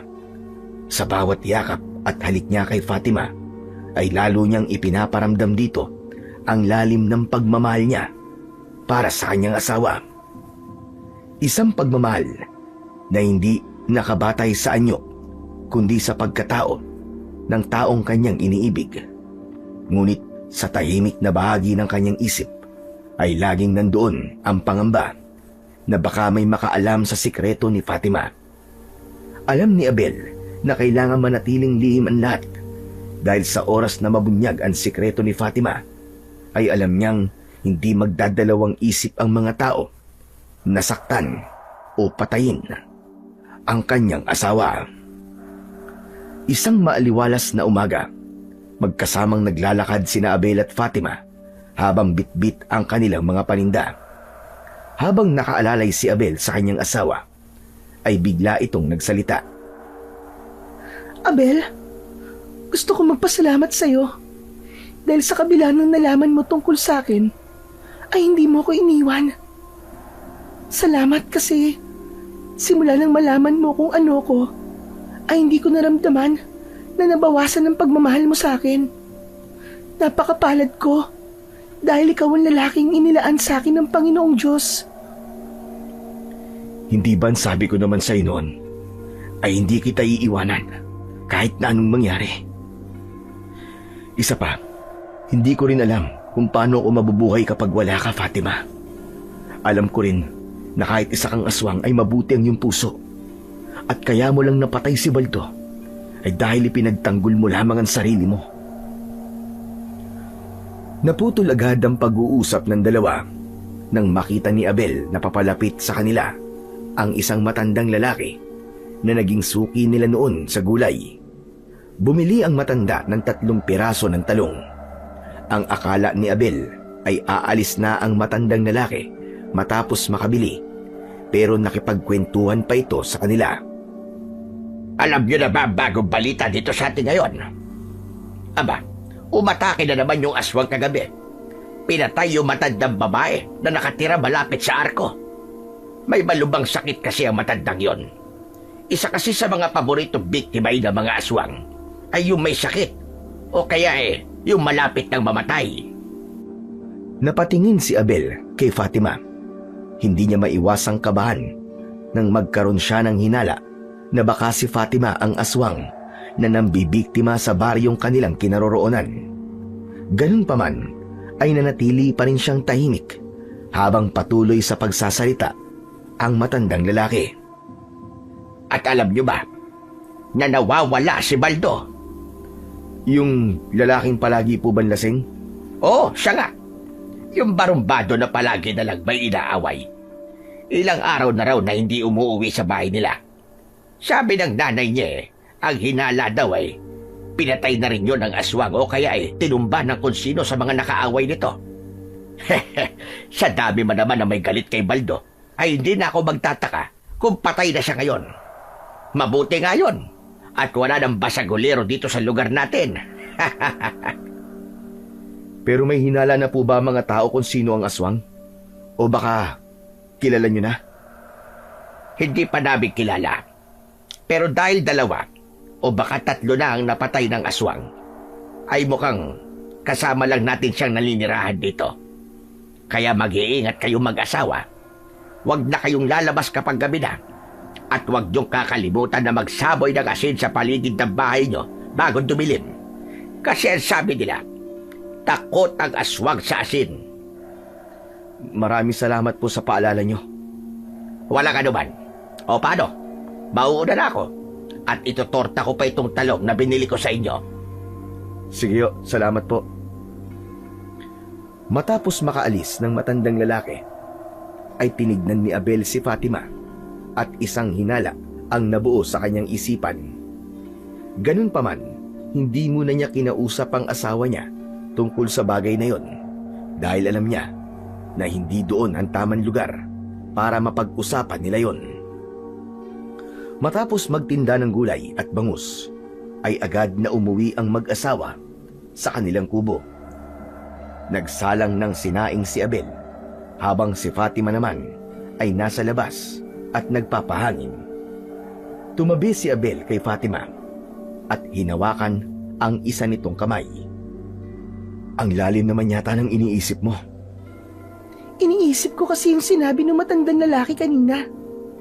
Alam nila na nandito sa lugar nila yung aswang. Natatakot ako, Abel. Baka kapag nalaman nila na isa akong aswang, ay patayin nila ako. Fatima, magtapat ka nga sa akin. Ikaw ba ang aswang na pumatay dun sa matandang babae at dun sa buntis? Huwag ka mag-alala. Hindi ako magagalit sa'yo. Basta't magsabi ka lang sa akin ng totoo. Abel, sa maniwala ka't sa hindi ako ang pumatay sa kanila. Oo, isa nga akong aswang. Pero kahit kailan ay hindi ako pumatay ng tao para gawin silang pagkain. Kapag nakakaramdam ako ng uhaw sa dugo o pagkagutom sa laman, ay mga hayop lang ang pinapatay ko. Sanay na ako sa ganon, kaya hindi ko kailangan pumatay ng tao. Maniwala ka, Abel. Naniniwala ako sa iyo, Fatima. Pero ibig sabihin lang nun, ay meron pang isang aswang sa lugar na to. Kaya kailangan pa rin nating mag-ingat. May isang bagay pa pala akong itatanong sa iyo. Ano yun, Abel? Nung naging aswang ka at pinatay mo si Baldo, bakit parang nakakakita ka nun? Alam mo kung nasa si Baldo, kaya madali mo siyang napatay. Hindi ako nakakakita kahit maging aswang ako, Abel. Sadyang mas malakas lang ang pakiramdam at pang-amoy ko kapag nasaan yung aswang ako. Kaya kong maging aswang sa kahit na anong oras ko gustuhin. Pero kapag bilog ang buwan, ay doon ako walang kontrol dahil kahit ayoko, ay pilit ako nagiging aswang at kailangan kong uminom ng sariwang dugo. Ngayon ay mas naiintindihan na kita. Maraming salamat, Abel. Napakaswerte ko na nakilala kita. Hindi ko akalain na may isang tao na tatanggap sa kung sino at ano ako. Dahil mahal na mahal kita, Fatima. At naniniwala ako na kung mahal mo ang isang tao, ay tatanggapin mo ang lahat-lahat sa kanya. Kahit pa ang pinakamadilim na parte ng kanyang pagkatao. Maging sino man siya. Inihilig ni Fatima ang ulo sa balikat ni Abel. Mas lalo namang hinigpitan ni Abel ang pagkakahawak niya sa kamay ng kanyang asawa. May kaba pa rin sa dibdib niya dahil hindi niya maalis sa kanyang isip ang mga posibleng mangyari sa mga susunod na araw. Alam niya na kahit walang ginagawang masama ang kanyang asawa, pero sa sandaling malaman ng mga tao na isa itong aswang, ay magagalit ang lahat dito. Ngunit araw-araw na nangangako si Abel sa kanyang sarili na gagawin niya ang lahat upang protektahan ang babaeng pinili niyang makasama magpakailanman. Simula noon ay mabilis na kumalat sa buong baryo ang balita ng sunod-sunod na pagpatay ng aswang. Isang bata ang natagpuang wala ng lamang loob sa likod ng paaralan. Kasunod noon ay isang matandang lalaki naman ang pinaniwalaang pinasok ng aswang sa sarili nitong bahay at pinatay habang natutulog. Araw-araw ay may bagong kwento tungkol sa pagpatay ng aswang na naging dahilan para mabilis na kumalat ang takot sa buong baryo. Ngunit sa kabila ng lahat, alam ni Abel ang totoo. Nakikita niya sa bawat gabi ang katahimikan ni Fatima, ang pagpigil nito sa sarili at ang pagsusumikap nitong mabuhay ng tahimik sa kabila ng sumpang dala nito. Hindi si Fatima ang may gawa ng mga karumal-dumal na pagpatay. May iba pa o higit pang aswang ang palihim na lumalapastangan sa baryo. Dahil doon ay lalong tumindi ang pangamba ni Abel. Hindi lang dahil sa panganib ng mga pagpatay, kundi sa posibilidad na maging desperado ang mga tao na alamin kung sino ang aswang sa baryo. Baka kapag natuklasan ng mga tao ang sikreto ni Fatima, ay pagbintangan ito sa kasalanan na ginawa ng iba. Isang gabi, habang magkatabing nakahiga sina Abel at Fatima sa banig, ay napansin ni Abel na gising pa rin ang kanyang asawa. Maya-maya pa ay bumaling ito paharap sa kanya at nagsalita. Abel, ano kaya kung umalis na lang tayo rito? Bakit mo naman naisip yan? Sunod-sunod na kasi ang pagpatay ng aswang dito. Natatakot ako na baka ako ang pagbintangan ng mga tao sa bagay na wala naman akong kinalaman. Fatima, wala kang dapat na ikatakot. Lalo na't alam naman nating dalawa na hindi ikaw ang may gawa ng mga pagpatay. Saka habang hindi nalalaman ng mga taon sikreto mo, ay mananatili kang ligtas. Hihintayin ba muna nating malaman ng mga tao na isa akong aswang bago tayo kumilos? Hindi nila malalaman, Fatima. Nag-iingat naman tayo eh. Saka, nangangako ko sa'yo na gagawin ko ang lahat para protektahan ka. Kahit sarili kong buhay, ay kaya kong isakripisyo para sa'yo. Kumislap ang luha ni Fatima sa gitna ng kadiliman. Agad na pinunasan ni Abel ang luha ng kanyang asawa gamit ang kanyang kamay. Huwag mong gagawin yun, Abel. Hindi ako magiging masaya. Nahahayaan mong masaktan ka o mamatay para sa akin. Mangako ka sa akin, Abel. Sa oras na may mangyaring hindi natin gusto, ay iiwan mo na ako. Ayoko may mangyayaring hindi maganda sa'yo ng dahil sa akin. Mangako ka, Abel. Mangako ka. Simula nang mahalin kita, Fatima.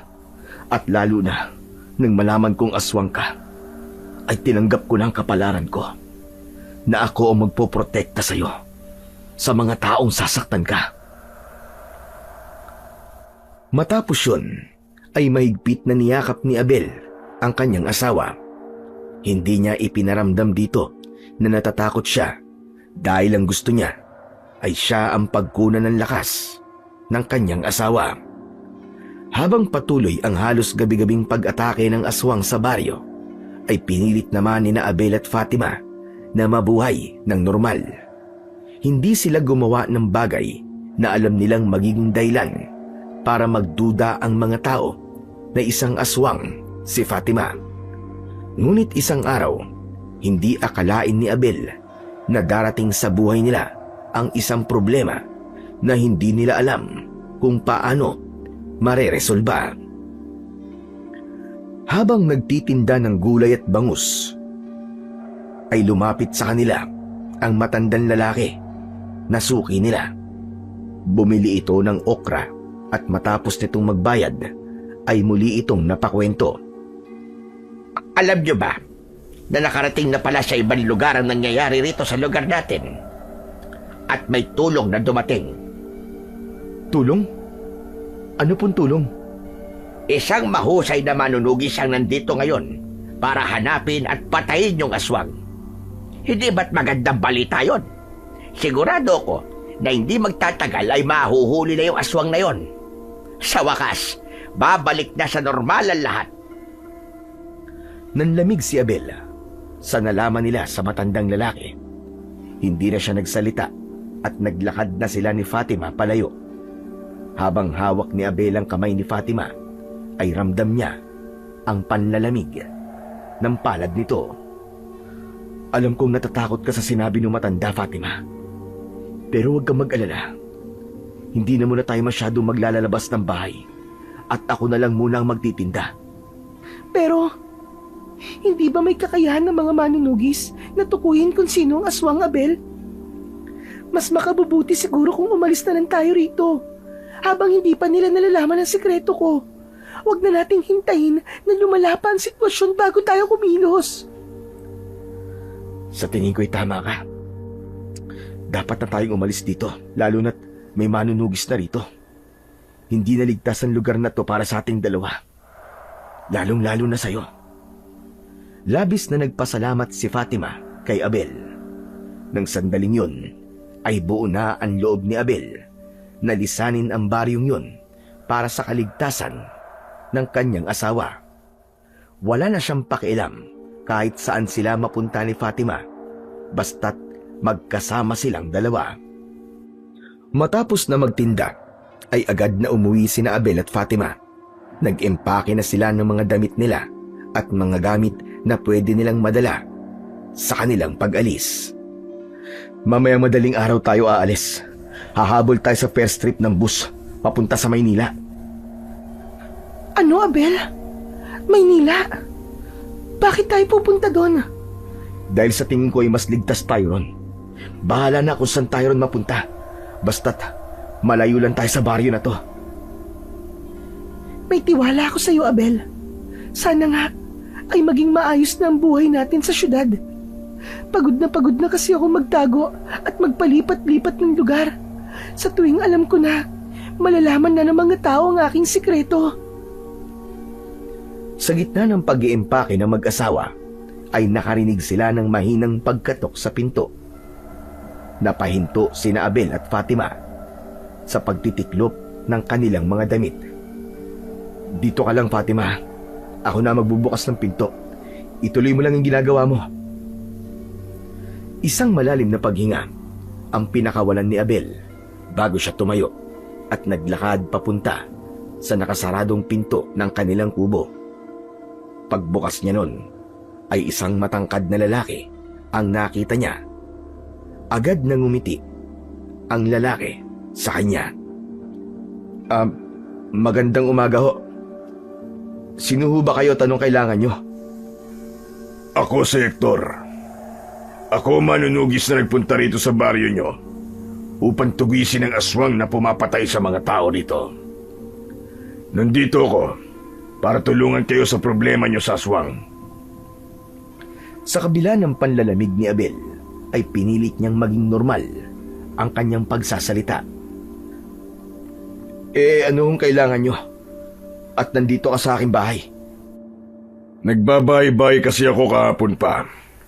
Kinakausap ko lahat ng mga tao para magtanong-tanong. Isa pa, kailangan ko rin makaharap ang mga tao rito dahil may hinala ako na nandito lang sa lugar niyong aswang. Nakikisalamuha siya sa inyo at nagpapanggap na tao sa umaga. Ganun ba? Nakikita mo naman siguro. At sigurado ako na alam mo na hindi ako aswang, di ba? 100%. Ramdam ko na tao ka at hindi aswang. Pero may iba ka pa bang kasama rito? Wala. Ako lang mag-isang nakatira dito. Sisilip sana si Hector sa loob ng kubo, pero pasimpleng iniharang ni Abel ang sarili niya sa pintuan. Abot langit ang kaba niya, pero pinilit niyang wag niya yung ipakita sa lalaking nasa kanyang harapan. Maya-maya pa ay tumango si Hector. Kung gano'n ay aalis na ako. Pero mag-iingat ka rito. Delikado tong kinatatayuan ng bahay mo. Wala kang kapitbahay. At kung sakaling umatake rito ang aswang, ay mahihirapan kang humingi ng tulong. Kaya kong ipagtanggol ang sarili ko, Amang. Hindi ko kailangang humingi ng tulong sa iba. Mabuti naman kung ganon. Pero ipapaalala ko lang sa'yo na ibang kalaban ng mga aswang. Hindi sila gaya ng isang ordinaryong tao. Alam ko. Mawalang galang na ho. Pero maaari bang umalis na ho kayo? Marami pa po akong kailangan gawin eh. Sige, aalis na ako. Pasensya ka na sa abala. Sumaludo muna si Hector bago ito naglakad palayo. Hindi umalis si Abel sa pintuan hanggang sa tuluyan nang mawala ang manunugis sa kanyang paningin. Isinara na niya ang pinto at binalikan ng kanyang asawa na si Fatima. Napansin niya ang labis na pagkabahala ng kanyang asawa. Nanginginig ang buong katawan nito. Masuyong hinawakan ni Abel ang nanlalamig na kamay ni Fatima. Huwag kang matakot, mahal ko. Wala na yung manunugis. Umalis na siya. Mag-impake na ulit tayo. Yung lalaking kausap mo kanina, si Hector, hindi siya totoong manunugis, Abel. Ha?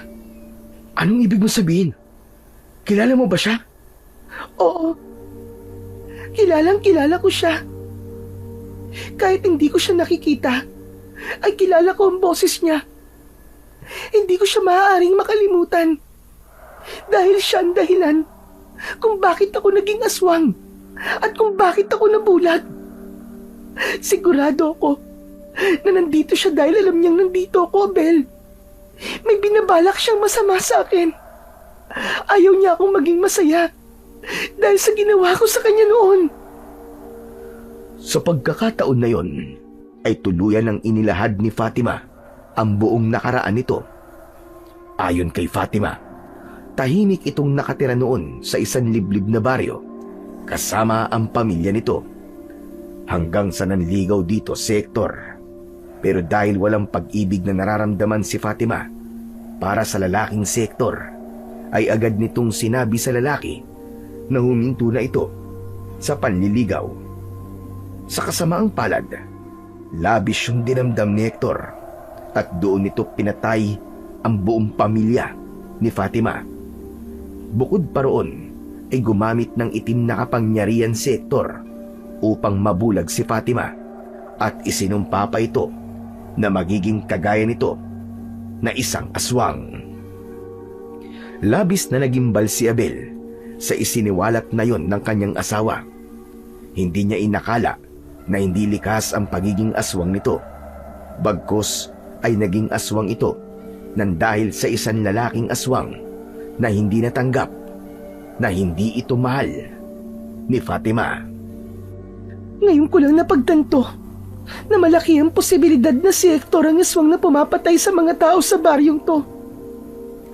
Malamang ay ginagawa niya yun, Abel, para guluhin ang buhay ko. Ayaw niya akong maging masaya. Ang gusto niya ay paghinalaan ako ng mga tao rito. At sa tingin ko, ay hindi umubra ang una niyang plano. Kaya nagpapanggap siyang isang manunugis. At ituturo niya ako sa mga tao na ako ang aswang na pumapatay sa mga tao rito. Kung ganun pala, kahit saan tayo magpunta ay masusundan lang niya tayo. Kung aalis tayo rito ay mapapagod lang tayo. Dahil kahit lumipat pa tayo ng ibang lugar, ay gagawin lang niya ang ginawa niya rito sa'yo. Tama ka, Abel. Kaya kung aalis man tayo rito, ay magtungo tayo sa isang lugar na hindi niya tayo masusundan. Hindi, Fatima. Hindi tayo aalis dito. Ha?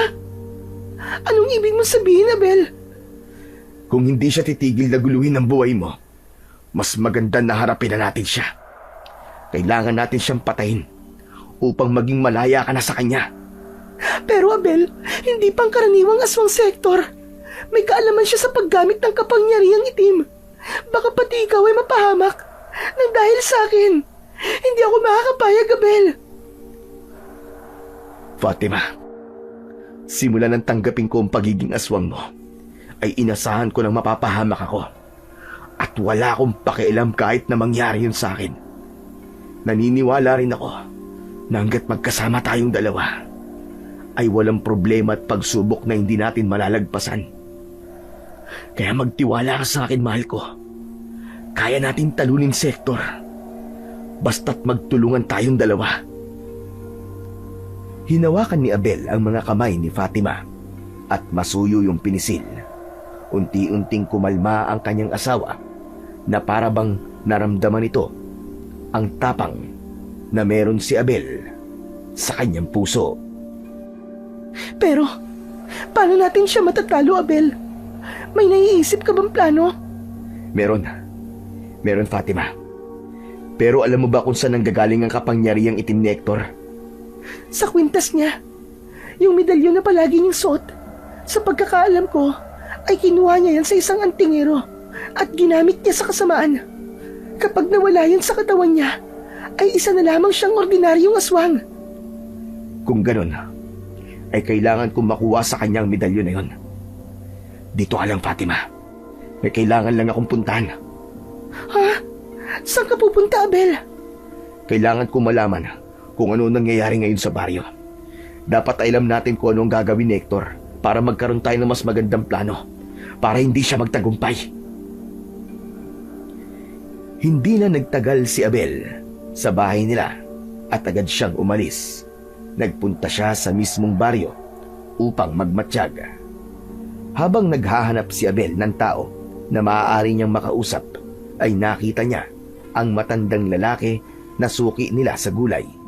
Dahil yun ang palaging nagkikwento sa kanila ni Fatima ng mga pangyayari sa baryo, ay nagkaroon siya ng hinala na baka alam nito ang pinaplano ni Hector. Walang pagdadalawang isip na nilapitan ni Abel ang matandang lalaki na nakaupo sa upuang gawa sa kawayan na nasa tabi ng daan. Init na init ito habang nagpapaypay gamit ang isang abaniko na gawa sa buli. Napangiti ang matandang lalaki nang makita nito si Abel na papalapit dito. O Abel, ikaw pala yan. Bakit hindi mo kasama ang misis mo? Nasa bahay lang po siya, tatang. Nagpapahinga po eh. Ganun ba? Saan pala ang tungo mo? May bibilin lang po sana ako sa tindahan eh. Nakita ko po kayo dito kaya naisip ko po na makipagkwentuhan po muna. Oo nga po pala. Nakita ko na po yung manunugis na sinabi niyo. Si Hector. Mabuti na lang talaga. At may gaya niya na tutulong sa atin para malaman natin kung sino ba yung walang hiyang aswang na pumapatay dito sa baryo natin. Kanina nga ay nagkaroon ng pagpupulong sa plaza. Nagsalita ron si Hector kasama si Kapitan. Talaga po? Ano pong sinabi nung Hector? Ang sabi niya ay kilala na niya kung sino yung aswang dito sa baryo natin. At mamayang gabi ay magtutungo kami sa bahay ng aswang kasama si Hector. Kami? Kasama ho kayo? Abay, oo. Ang gusto kasi ni Hector ay kasama ang lahat ng tao dito sa baryo na magtutungo sa bahay ng aswang. Ayaw pa kanyang sabihin kung sino eh. Basta mamayang gabi raw ay malalaman din namin. Nako, hindi na talaga ako makapaghintay na makita ng harapan ng aswang na yun, Abel. Gusto kong masaksihan kung paano siyang papatayin ni Hector. Labis na kinabahan si Abel sa mga nalaman niya. Napalunok siya at nanlamig ang buong katawan niya. Hindi na siya nagtagal doon at nagpaalam na siya sa matandang lalaki matapos na makuha ang impormasyon na kailangan niya. Nagmamadali siyang maglakad pauwi upang sabihin sa kanyang asawa ang plano ni Hector. Pagdating ni Abel sa bahay, ay agad niyang ipinaalam kay Fatima ang mangyayaring pagsugod ni Hector kasama ang taong bayan sa bahay nila mamayang gabi. Dahil doon ay isang plano ang binuo ni Abel. Sinabi niya kay Fatima na kailangan itong magtago sa bundok habang siya ang mag-isang haharap kina Hector upang pigilan niya ang pagtugis ng mga ito kay Fatima. Tumutol ng una si Fatima. Ayaw kasi nitong iwanan na mag-isa si Abel, pero naging matigas si Abel sa plano niya na yon. Ipinaliwanag niya na kung sakaling Isang oras na ang nakakalipas at hindi pa pinupuntahan ni Abel si Fatima sa pinagtataguan nito, ay sinabi niya na gawin ito ang lahat para tumakas na at magpakalayo-layo. Pagsapit ng gabi, ay nagtungo si Abel sa bukana ng daan papunta sa bahay nila. Nang makita niya na sa hindi kalayuan ang mga taong may dalang sulok na may apoy, ay mabilis siyang tumakbo pabalik sa kanilang bahay. Fatima! Paparating na sila! Halika na! Abel, baka pwedeng dalawa tayong umarap sa kanila. Hindi tayo sigurado kung anong magiging reaksyon ng mga tao sa sandaling sabihin ni Hector na isa kang aswang. Kaya mas makakabuti na panindigan natin ang plano natin. Tara na! At baka dumating na sila! Hinila na ni Abel si Fatima palabas at tumakbo sila paakyat sa bundok. Dinala niya si Fatima sa isang tagong lugar doon. Pinagtago niya si Fatima sa likod ng isang malaking bato. Tandaan mo, Fatima, kapag isang oras ay hindi pa ako bumalik dito, ay umalis ka na. Akyatin mo ang bundok na to. Mag-anyong aswang ka para mas maging matalas ang pandama mo at ang pandinig mo. Abel, tumakas na lang tayong dalawa ngayon. Sige na, nakikiusap ako sa'yo. Fatima, pinag-usapan na natin to. Kailangan ko munang subukang kausapin ang mga tao. Kung isisiwalat ni Hector na aswang ka, ay ganun din ang gagawin ko sa kanya. Mahal na mahal kita, Fatima. Pangako, babalikan kita rito. Kung hindi man, ay gagawin ko ang lahat para mahanap ka. Mahal na mahal din kita, Abel. Mahal na mahal kita. Isang mabilis na halik sa labi ang iginawad ni Abel kay Fatima bago siya bumaba ng bundok.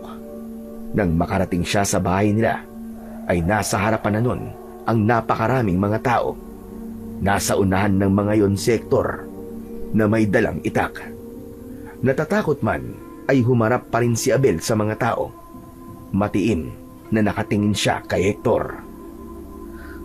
Teka, anong ginagawa niyo rito sa bahay ko? Ilabas mo ang asawa mo. Alam kong siyang aswang na pumapatay ng mga tao sa baryong ito. Hayaan mo kaming ipataw sa kanya ang kaparusahan na nararapat sa kanya. Nagkaroon ng bulong-bulungan sa grupo ng mga tao. Tila hindi makapaniwala ang mga yon na isang aswang ang tindera ng bangus sa baryo nila. Mga kasama, sandali lang, makinig kayong lahat sa akin. Oo, inaamin ko. Aswang nga ang aking asawa na si Fatima. Pero isipin nyo nga, mga kasama, sa tingin nyo ba ay kaya niyang pumatay? Gayong bulag siya. Hindi siya ang aswang na pumapatay sa mga tao, kundi ang peking manunugis na yan. Walang takot na itinuro ni Abel si Hector. Kasinungalingan. Gumagawa ka ng kwento upang iligtas ang iyong asawa. Nabubulagan ka na. Ikaw ang nagsisinungaling, Hector. Ikaw ang aswang na pumapatay sa baryong to. Nililin lang mo ang lahat na isa kang manunugis na gusto kaming tulungan. Pero ang totoo, ikaw ang problema na dapat naming alisin dito. Tama na ang pagsisinungaling mo. Ilabas mo na lang ang asawa mo. Ibigay mo siya sa amin na mapayapa para hindi na tayo magkasakitan pa. Nakangising lumapit si Abel kay Hector at pasimple niyang sinulyapan ang medalyon na nakasabit sa leeg nito. Kailangan niyo muna akong patayin bago niyo makuha ang asawa ko. Dadaan muna kayo sa ibabaw ng aking bangkay bago niyo siya masaktan. Tumiim ang bagang ni Hector. Hindi nito magawang titigan ng diretso si Abel. Nang lumingon si Hector para kausapin ang mga tao, ay naging mabilis ang pagkilos ni Abel. Hinablot nito ang medalyon mula sa leeg ni Hector at agad siyang umatras palayo rito. Nanlaki ang mga mata ni Hector. Huwag kang lalapit, Hector! Kung hindi, ay hindi ako magdadalawang isip na sirain ng medalyon na to. Akala mo ba ay hindi ko alam na dito nang gagaling ang kapangyarihan mo? Ibalik mo sa akin yan, hayop ka! Hindi na nagsalita pa si Abel at mabilis siyang tumakbo sa kasukalan bago siya tuluyang makalayo, ay narinig niya na sinabi ni Hector sa mga tao na manatili ang mga ito roon at ito na lamang ang hahabol kay Abel. Mas lalong binilisan ni Abel ang pagtakbo hanggang sa makarating siya sa isang malawak na parte ng kasukalan na napapaligiran ng matataas na puno. Nang may nakita siyang malapad na bato, ay ipinatong niya roon ng medalyon at kumuha siya ng isa pang bato. Ang balak niya ay tuluyan ng sirain ng medalyon upang hindi na yun magapit pa ni Hector sa kasamaan. Itinaas ni Abel ang batong hawak niya. Handa na siyang ipukpok yun sa medalyon nang biglang dumating si Hector. Kung ako sa'yo, ay hindi ko gagawin yan. Bakit, Hector? Dahil kapag nawala na to, ay pangkaraniwang ka na lang aswang. Ganun ba? Ang mga kagaya mo nilalang ay hindi dapat nagmamay-ari ng ganitong bagay. Matapos yung sabihin ni Abel, ay walang pagdadalawang isip na pinukpok niya ng paulit-ulit ang medalyon hanggang sa mayupi yun at mawasak ng tuluyan.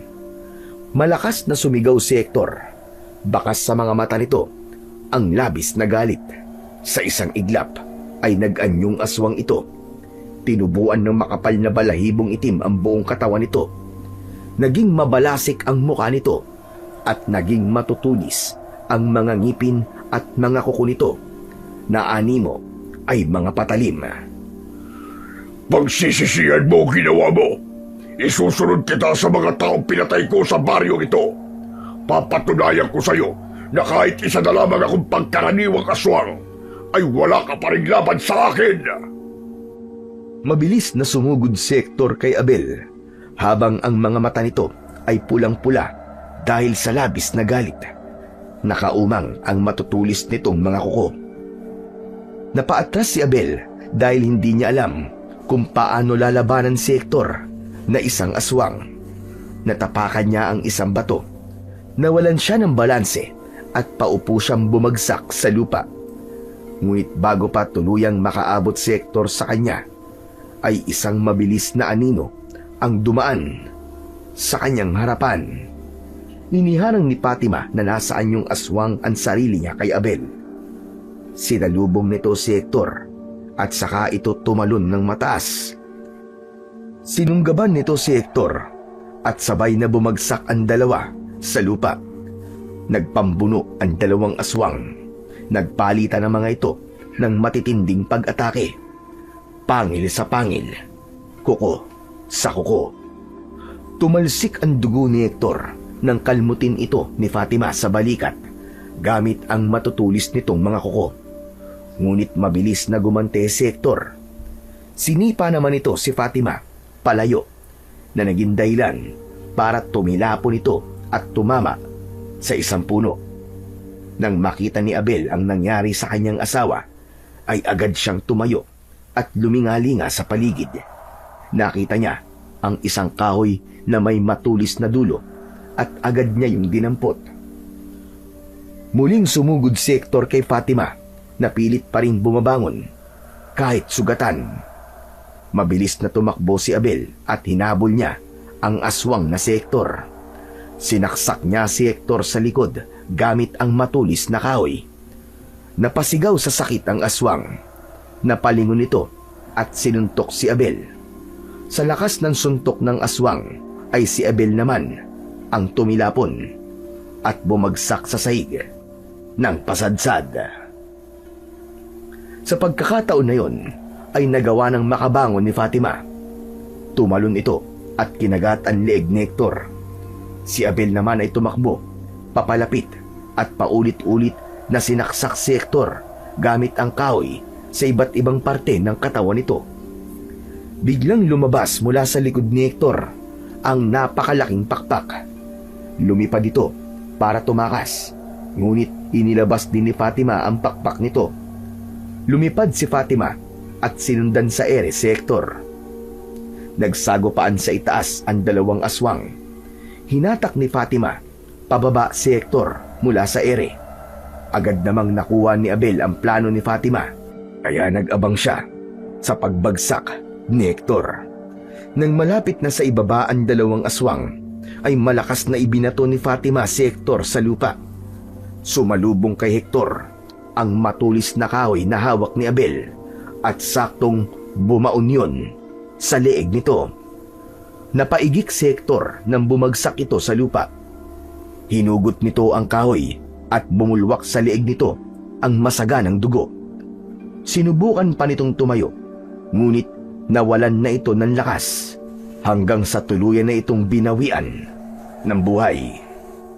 Sa pagbaba ni Fatima ay agad itong bumalik sa pagiging tao. Sinalubong ito ni Abel ng isang mahigpit na yakap. Abel! Nagtagumpay tayo! Wala na si Hector! Magiging payapa na ang buhay natin! Tama ka, Fatima.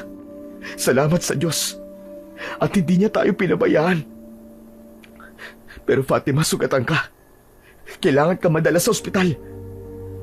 Natigilan ang mag-asawa nang mula sa kung saan ay lumabas ang matandang lalaki na suki nila sa gulay. Sandali lang. Huwag kayo matakot. Nasaksihan ko ang lahat. Nakita ko kung paano naging aswang si Hector. At narinig ko rin mismo sa bibig niya na siya ang aswang na pumatay sa mga tao dito at hindi ang asawa mong si Fatima. Kakampi niyo ako, maniwala kayo. Tutulungan ko kayong magpaliwanag sa mga tao. Tinupad ng matandang lalaki ang sinabi nito. Tinulungan nito ang mag-asawa na linisin ang pangalan ni Fatima sa lahat at isiniwalat kung sino talaga ang nagpapanggap na manunugis na si Hector. Naniwala naman ang lahat at sa kabila ng pagiging aswang ay tinanggap ng mga tao si Fatima. Sa mga sumunod na araw ay unti-unting bumalik ang paningin ni Fatima. Kasabay nun ay nawala rin ang pagiging aswang nito. Napagtanto nila na sa pagkamatay ni Hector at ng itim na kapangyarihan nito ay nabasag na ang sumpang inilagay nito kay Fatima. Pagkalipas ng ilang linggo, bumalik sina Abel at Fatima sa baryo ni na Abel. Hinarap ni Abel ang kanyang ama na si Ramon upang humingi ng tawad. Umiiyak na niyakap ni Mang Ramon si Abel at taus-puso itong humingi ng tawad sa ginawa nitong pagtatakwil sa kanya. Simula noon ay naging masaya at payapa na ang buhay ni na Abel at Fatima kasama si Mang Ramon. Sa wakas ay nahanap na nila ang katahimikang matagal na nilang hinahangad na ang akala nila ay sa panaginip na lamang magaganap. Makalipas ang ilang taon ay nabuntis at nagkaanak na sina Abel at Fatima. Labis ang kasiyahan sa kanilang bahay, lalong-lalo na si Mang Ramon dahil meron na itong apo. Siya ang nagpresenta na maging tagapangalaga nito dahil nagtatrabaho si Abel sa bayan bilang ahente ng mga isda sa palengke, habang si Fatima naman ay nagkaroon na ng sariling pwesto doon sa bilihan ng iba't ibang uri ng isdang alat.